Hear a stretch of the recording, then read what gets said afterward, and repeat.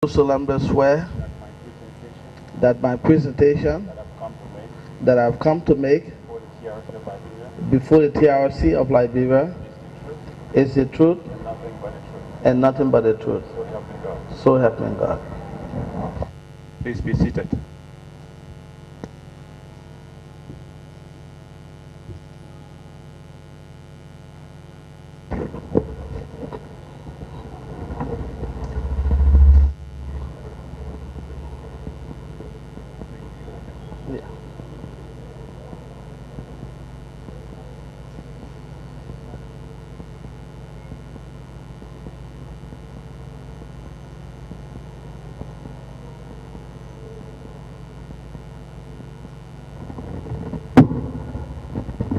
Good afternoon, ladies and gentlemen. We want to, on behalf of the TRC, once again welcome you to the first day of hearings on economic crimes.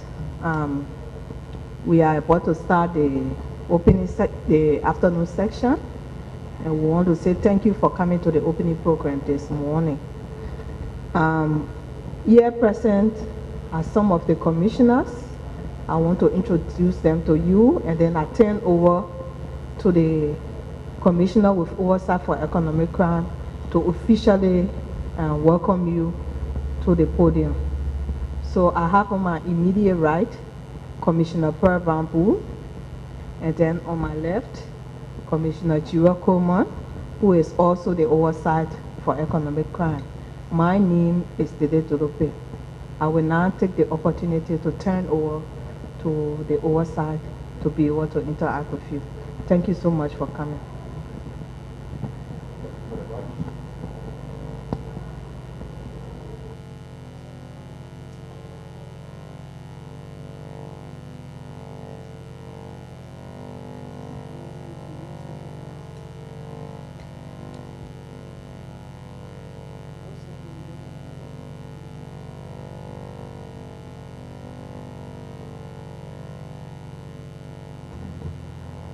Testing. Okay.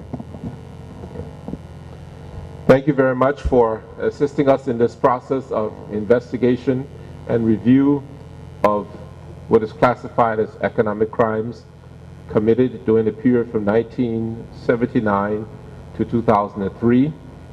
We have you listed here to give us a presentation concerning the logging sector and its influence financially on the conflict. So we'll give you time now to make your presentation, and then afterwards the commissioners may have one or two questions for you to answer. Thank you again. Please start off by introducing yourself to us and a little bit about your background. That will help prepare the base after you go start your work.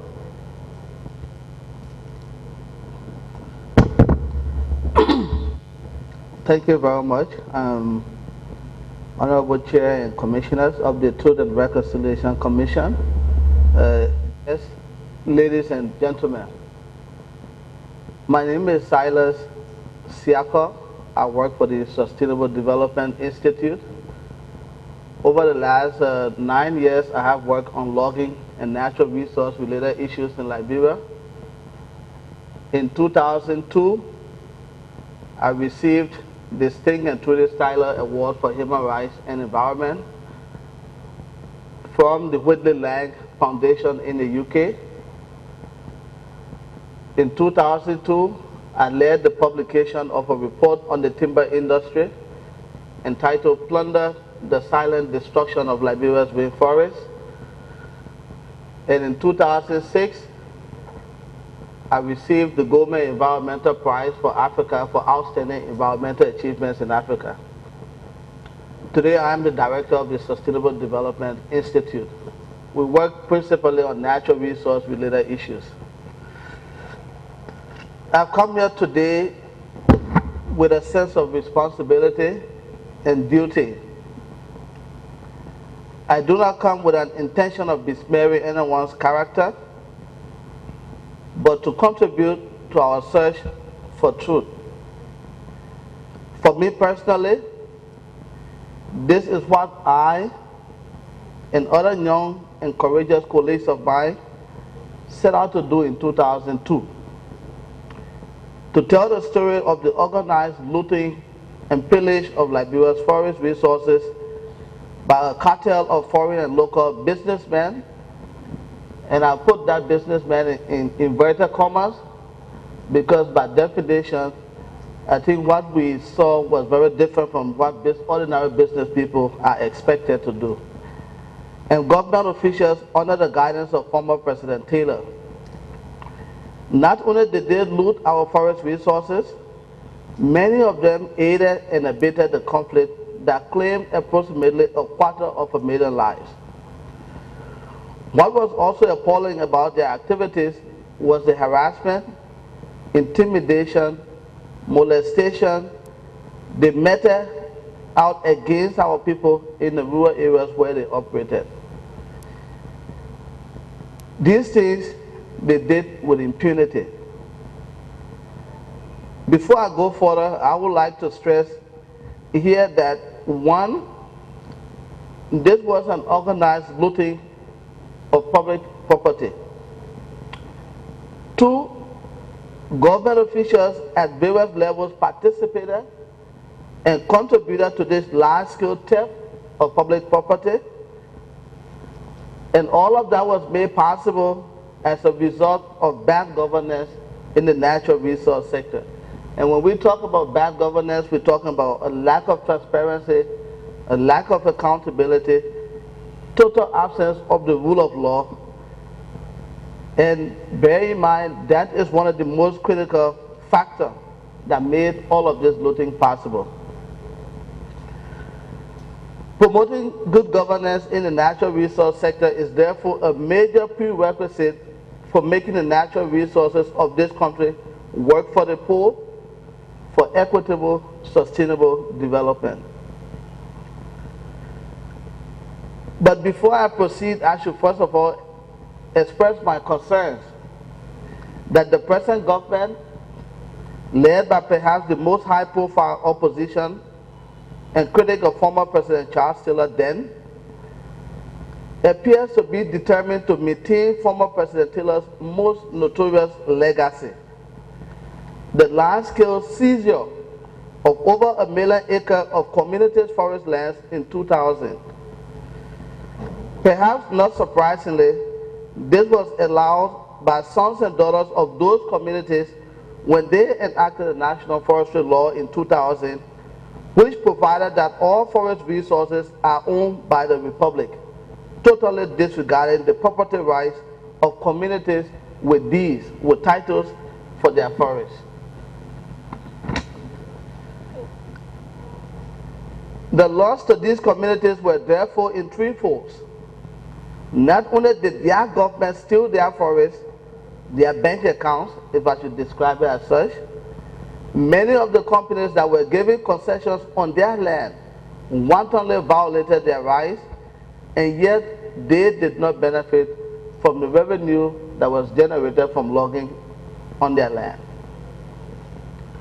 While this government boasts about good governance and trumpets its respect for the rule of law, it appears to be determined to maintain this legacy. The people of Bokomo and Gongulala districts in Bapolo County are the first victims. Today, the FDA have seized their forest lands and given them to different companies against their will, in the name of creating job opportunities and stimulating economic activities in their districts.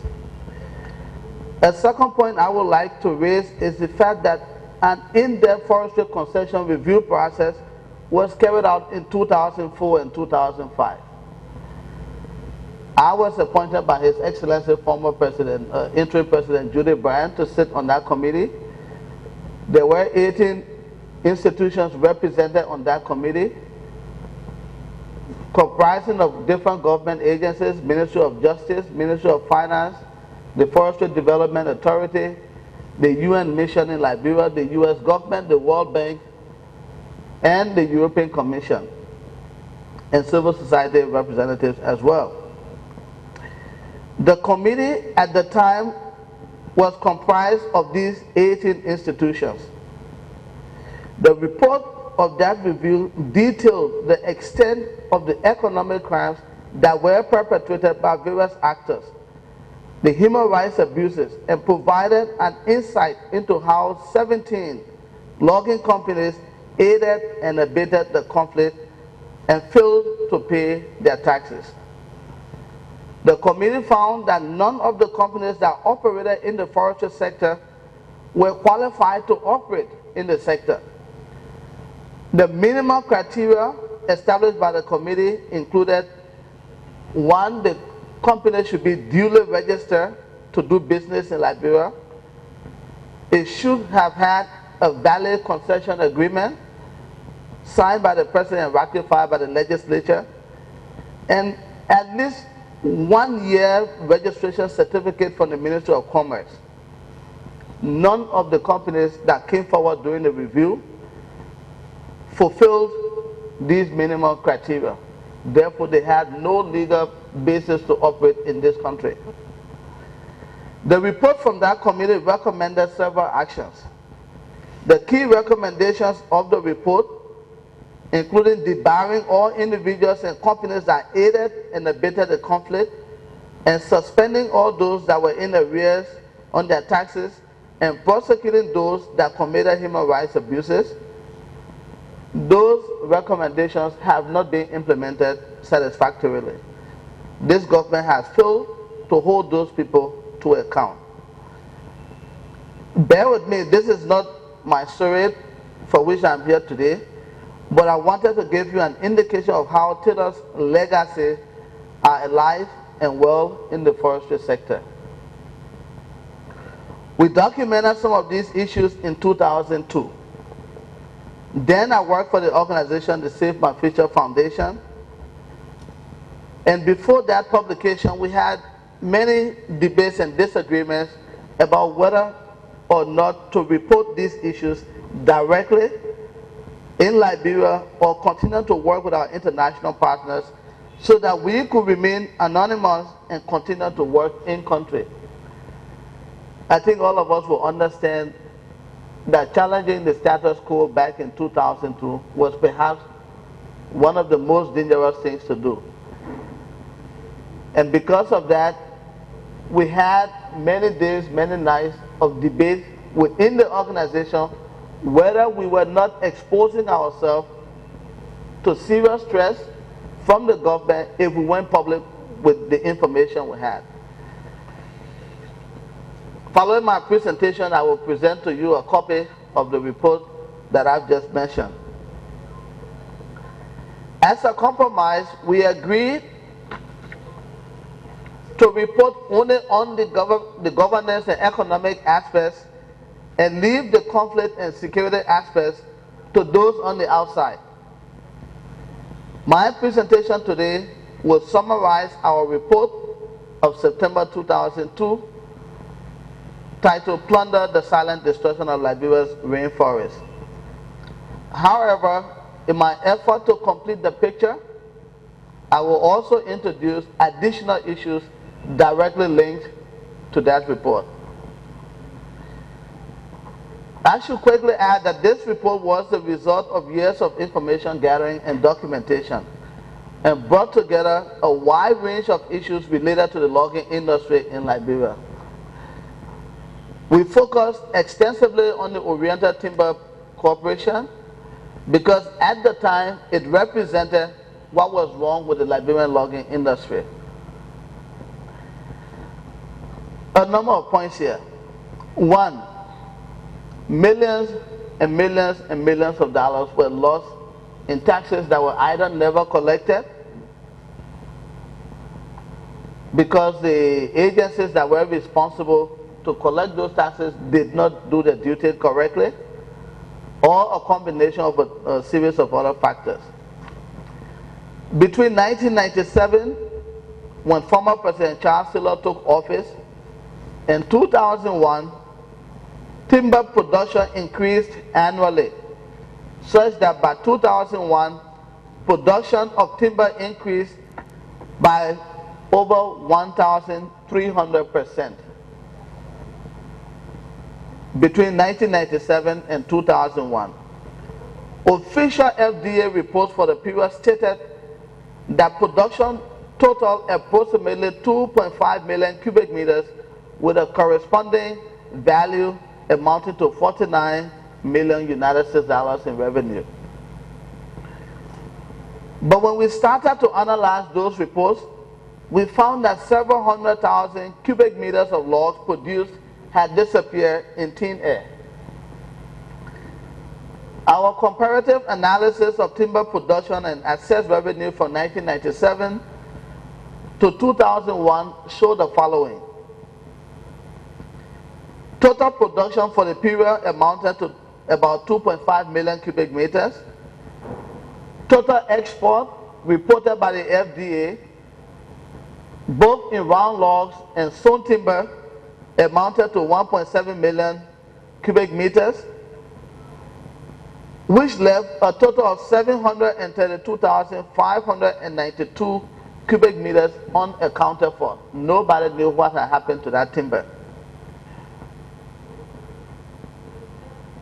In order to begin to understand the value of what we're talking about, we set up 4 different scenarios. We said if all of the 732,000 plus cubic meters that had disappeared were Eki,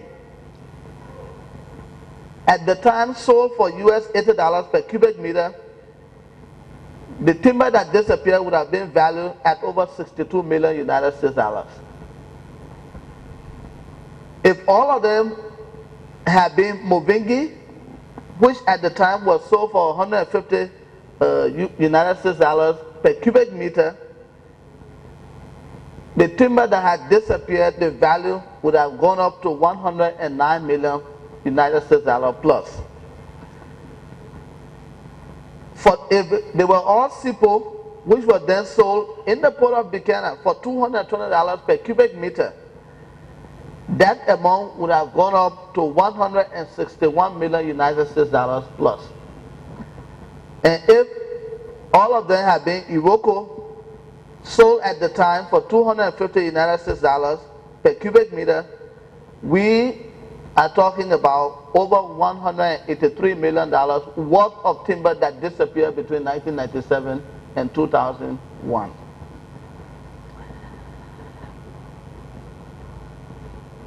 The second point we raised in that report was the fact that the government agencies responsible for reporting about timber that was being produced, revenue that was being assessed from the timber sector, they were producing very conflicting figures.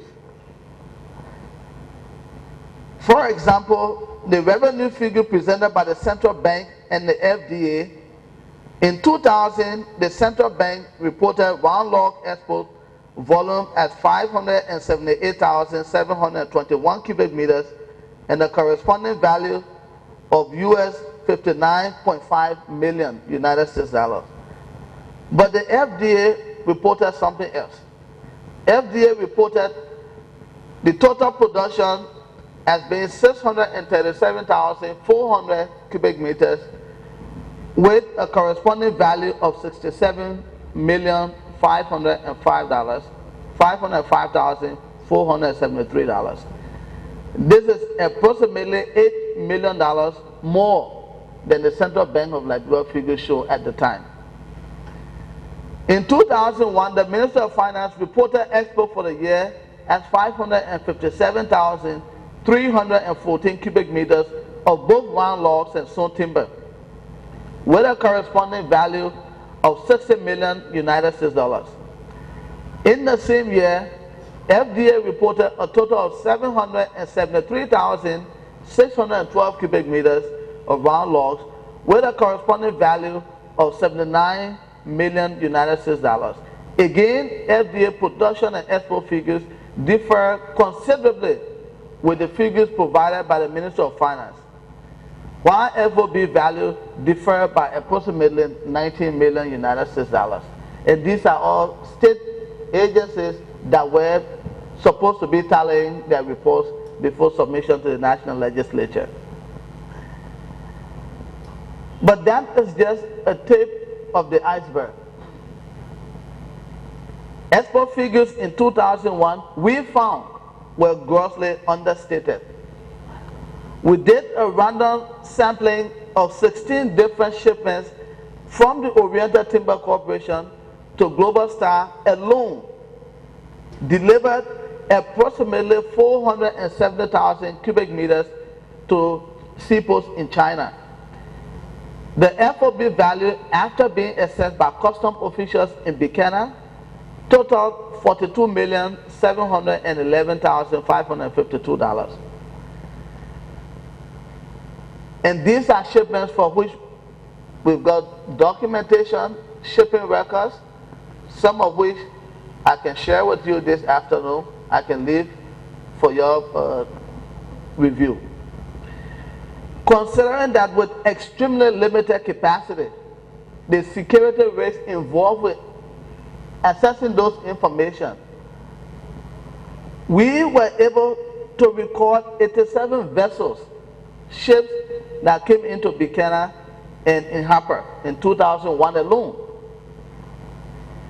Therefore, we found it unbelievable that the remaining 71 vessels that we know called at the port of Harper and Kpaanan, plus the many more that visited Greenville and Monrovia, that we were unable to document, little less than the 16 vessels for which we presented in that sample analysis.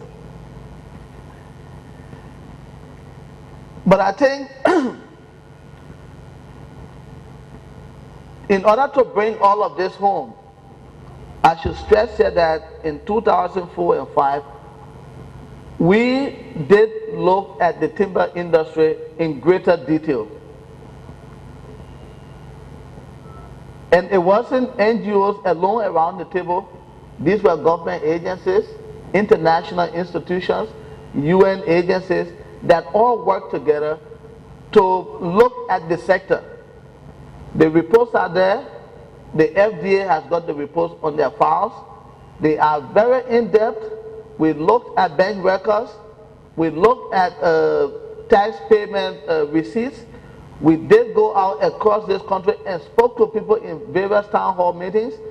So the information in that report, I cannot make up for that information if you don't access it. I would seriously encourage you to request that report from the Forestry Development Authority. But just to summarize what we found, in spite of the fact that we tried very hard to access all the available information, our efforts were sometimes met with hurdles, including lack of cooperation, intimidation, and direct threats. In one instance, a colleague of mine was insulted, abused, threatened by the counselor for Echo Bank, who at the time was also counselor for the Oriental Timber Company. So when we had gone in to access bank records for the OTC, he took this very, very personal and attacked my colleague right on Randall Street in front of the UN mission in Liberia. I am not aware that any action was ever taken to address that. But I'm proud to say that the Terraface Concession Review report confirmed what we have been saying all along. And I should step back to also add that in spite of the fact that all we tried to do in this report was to present the information to the president and say maybe you are allowing your personal interest to becloud your judgment about the scale of looting that's going on in this country. Instead of applauding us and asking us to work with them at the time to look deeper at the situation, I was personally targeted by the Liberian Senate at the time. I was summoned to the House of Senate. Lots of threats were leveled against me on radio, very public radio. Senators were not interested in discussing the issues in the report. They were more concerned about whether there was an external motive for writing the report. Because of the level of threats that had come with the invitation, the summons to go before the Senate, I was advised by a lot of people to quietly leave the country. And I left. In my stead, Monsignor Robert G. Tikba, who was then the chairman of the board of directors, was summoned. He was made to stand in the docket in the Liberian Senate for hours, being questioned, being interrogated, in some instances being insulted by people in the Senate. And that was only then that we realized that if I had gone, if they could do that to the oldest Catholic priest in this country, if I had gone before the Senate, it would have been a completely different story. In my conclusion, I will talk about a particular case in point that must be made. I made a decision that I will not call names here today, but this particular case I cannot present without mentioning the name of the individual concerned. In this folder, I have got memos from then Deputy Minister of Finance, Honorable Juanita New, to Gus Van Koenhoven, who was then one of the senior managers at the Oriental Timber Company. And I read one of them. You are hereby authorized to transfer the amount of $500,000 United States dollars against forestry related taxes to Mr. Sanjeevan Rupar. Sanjeevan Rupar was named in many different UN panel of expert reports as being one of the masterminds behind the arms trade with Chancellor in 2000-2001. But one other transfer that we found very, very interesting states you are hereby authorized to transfer the amount of $250,000 against forestry related taxes to Hotel Africa. Who was at the time managing Hotel Africa? Gus Van Koenhoven. So what she was saying is, Gus, can you pay the government of Liberia forestry related taxes to yourself? That is what the instruction here is saying. In just 1 year period for which we've got documents here, between July 1999 and July 2000, these instructions total little over $8 million United States dollars on her signature alone. There is no financial system that you can imagine a single individual will have that authority to instruct disbursement of over 8 million forestry related taxes to different bank accounts, which we later verified were not government bank accounts. These were bank accounts belonging to individuals and entities that were not government related.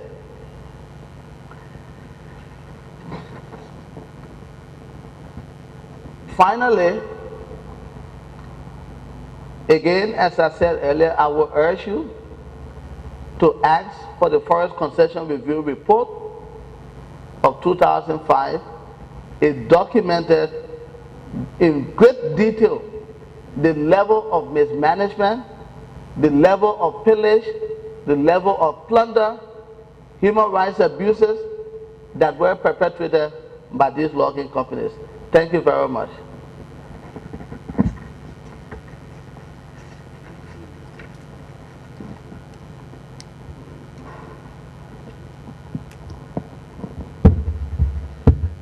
Thank you very much for your brilliant presentation.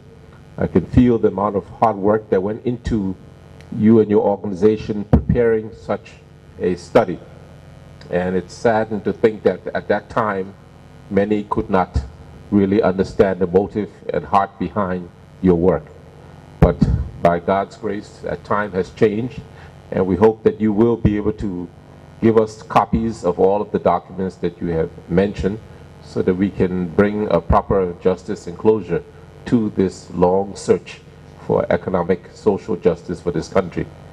We'll now open the floor where commissioners will have an opportunity to ask you a few questions. Okay.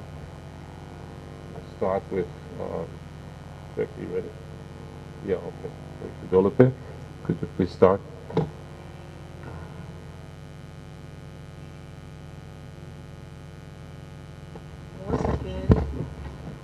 Once again, I want to say for such a brilliant presentation that gave us so much information as to some of those things that were done by past government to bring the country down when it came to our natural resources.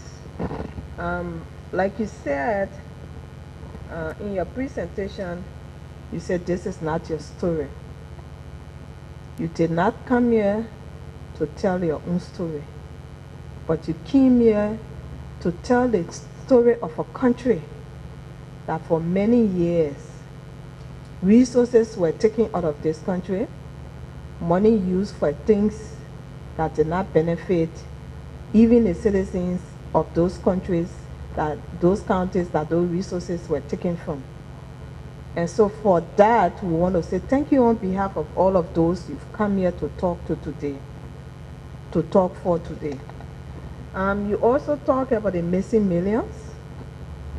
As I look at your document, I do not see any recommendation as to what should be done to recover these facts that you've given us, the missing millions. And also to be done to those who were the main actors in perpetrating these kind of crimes against not only the Liberian people, but our one country, Liberia. That would be my only question. Maybe some recommendations as to how you think best we could recover these. How do we get some of those documents that, even though you gave us some, but we need even more than that to go beyond where we are today. Thank you so much.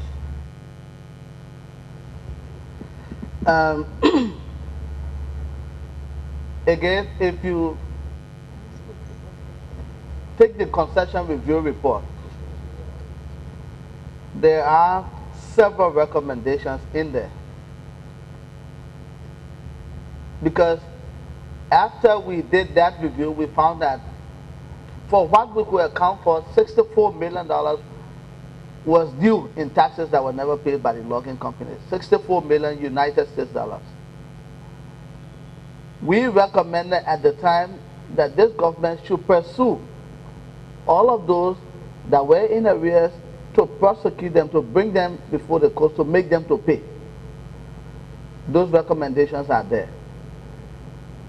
Considering the issue of aiding and abetting the conflict, 17 timber companies were identified as having actively aided and abetted the war, either through direct financing for different militia groups, or providing direct logistical support vehicles and fuel for people to go in the battlefronts.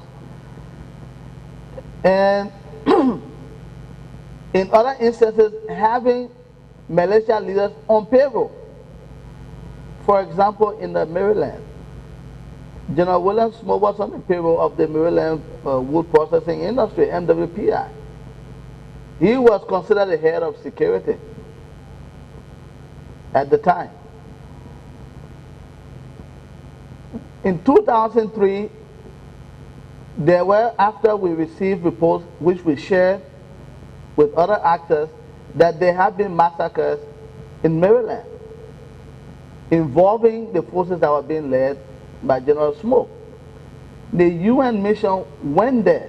They went to the village. They dug out those bodies. They estimate that at least 300 persons were massacred in that one instance in 2003. Those information were documented. They are all in that report. In order to hold those people to account, we recommended that the government establish a list of debarred companies, companies that should never ever be allowed to operate in this country in the logging industry because of their role in the conflict. Today, this government has failed to establish that list. They were supposed to put on suspension all of those that were owing taxes.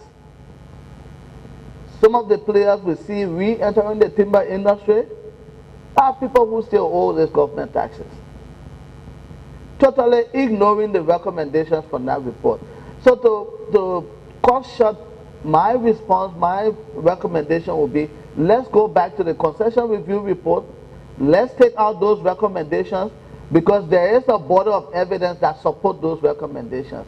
What I've done here today is to just give you a gist of what actually happened. That report is in-depth, is detailed. We had the privilege at one point of the participation of Honorable Jerome Verdia, then working in civil society at the time. So he understands the level of work that went into the preparation of that report, that went into that investigation, that went into the different hearings that were conducted around this country. Thank you.